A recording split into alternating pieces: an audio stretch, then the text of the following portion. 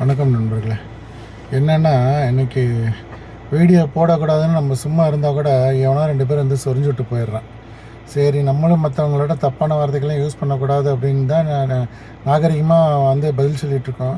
ஆனால் அதுக்கு அதவும் விடவும் மாட்டானுங்க. என்னென்னா, இப்போ கொள்கை கோட்பாடு நான் எந்த கட்சியும் நக்கி வாழ வேண்டிய பொழப்பு எங்களுக்கு கிடையாது அப்படி இப்படின்னு பஞ்சு டயலாக்லாம் ஒருத்தர் பேசினார்ல, அந்த ஆளை காணாங்க. இப்போ ஒரு 10 நாளாக அந்த ஆளை காணாம். ஏன்னா அந்த ஆள் கொள்கை கோட்பாடு எவனோடும் கூட்டணி கிடையாது, எவங்ககிட்டையும் பிச்சை எடுத்து வந்து வாழ வேண்டிய அவசியம் எங்களுக்கு இல்லை அப்படின்னு அவ்வளோ குறிக்கோளோடு பேசினார்.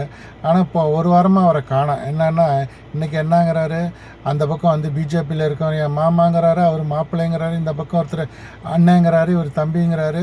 இன்றைக்கி மட்டும் எப்படிங்க உங்களுக்கு கூட்டணி ஒருத்தருது? கடைசி வரைக்கும் உங்கள் பிரபாகரன் பிள்ளை தனிச்சு நின்று ஓட்டு போட்டு எங்களை ஜெயிக்கிறதுனா ஜெயிக்க வைங்க, இல்லைன்னா சாவடிங்கன்னு சொன்ன ஆள் இன்றைக்கி 3 கட்சியோட போய் கூட்டணி போட்டிருக்காரு. அது யார் கூட? பிஜேபி கூட கூட்டணி போட்டுக்கிட்டு மாமே மச்சம் பங்காளிங்கிறாரு.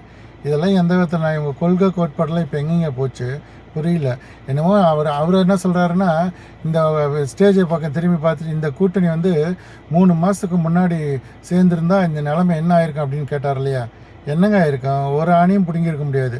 என்ன இப்போ ஆளுக்கு 40 சீட்டு ஜெயிச்சுட்டு வந்து 120 சீட்டில் உட்காந்து அங்கே உட்காந்து உடனே ஆட்சியை பிடிச்சிருப்பீங்களா? அவன் தொகுதியில் டெபாசிட் கூட இல்லாமல் உட்காந்துருக்கான். அதை விட்டு என்னமோ ஆளுக்கு 40 சீட் ஜெயிச்சு ஆட்சியை பிடிக்கிற மாதிரி இந்த கூட்டணி 2 மாதத்துக்கு முன்னாடி வந்திருந்தா நேரம் தலைகீழாக நிலமை மாறி இருக்கு. என்னங்க தலைகீழாக மாறி இருக்கும்? ஒன்றும் மாறி இருக்காது. சரி, இப்போ தான் அடக்கட்டுமே. இப்போ கூட்டணி வச்சுட்டிங்கல்ல, இந்த கூட்டணி வச்சதுக்கப்புறம் இப்போ இந்த இடைத்தேர்தலில் வருதில்ல ஒரு 5 தொகுதிக்கு, அங்கே நின்று பாருங்கள். உங்களோட லட்சணம் என்னன்னு உங்களுக்கு தெரியும்.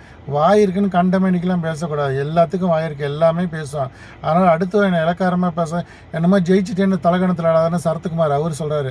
ஏங்க உங்களுக்கு ஜெயிக்கிறதுக்கே வைக்கல, ஏங்க ஜெயிச்சவனை பார்த்து பொறாமப்படுறீங்க? ஜெயிக்கிறதே பெரிய விஷயந்தான். ஆனால் அந்த இவ்வளோ இருக்க எதிரிங்களுக்கு நடுவில் ஒருத்தன் தனி மனுஷனா ஜெயிச்சதே எவ்வளோ பெரிய விஷயம் தெரியுமா? உங்களுக்கு அந்த இது கூட கிடையாது. நீங்கள்லாம் வந்து பேசுகிறீங்க ஜெயிச்சுட்டா இந்த இது வந்து நிரந்தரம் கிடையாது. எவனுக்குமே வெற்றிங்கிறது நிரந்தரம் கிடையாது, தோல்விங்கிறது நிரந்தரம் கிடையாது. ஆனால் ஜெயிக்கணும்ல, அதுதாங்க முக்கியம். நீங்கள் பாட்டிக்கு சௌரியத்துக்கு பேசாதீங்க. முதல்ல உங்கள் தொகுதியில் போய் நீங்கள் ஜெயிக்கிற வேலையை பாருங்கள், அப்புறம் உங்கள் கட்சியை ஜெயிக்க வைக்கலாம்.